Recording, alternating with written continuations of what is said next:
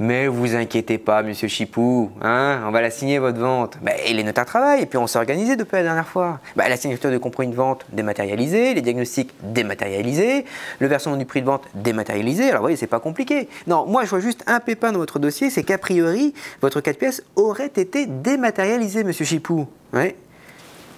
Dominique, vous me confirmez dans le dossier Chipou? Elle a été dématérialisée, Dominique? Télétravail.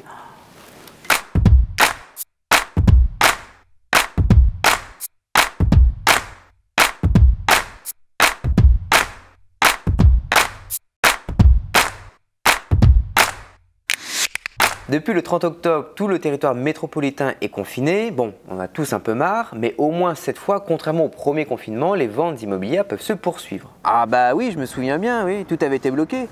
J'avais même pas pu signer mon compromis. Et exactement, la fois dernière, tous les acteurs de l'immobilier ont été pris de court par le confinement, mais cette fois, on a l'expérience de ce premier confinement et notamment les signatures chez le notaire, donc le compromis de vente, l'acte de vente définitif, peuvent parfaitement être signés à distance. Et si la signature à distance n'est pas possible, eh bien rassurez-vous, le notaire a le droit de vous recevoir dès lors que toutes les précautions sanitaires sont prises. Donc ce second confinement ne devrait pas créer de blocage pour la signature des actes chez le notaire. Oui, mais je te rappelle que pour signer mon compromis, même à distance, il me faut les diagnostics. C'est pas un problème ça, parce que les diagnostiqueurs ont le droit de se déplacer chez vous pour faire les relevés et puis vous envoyer ensuite les diagnostics par mail ou par courrier.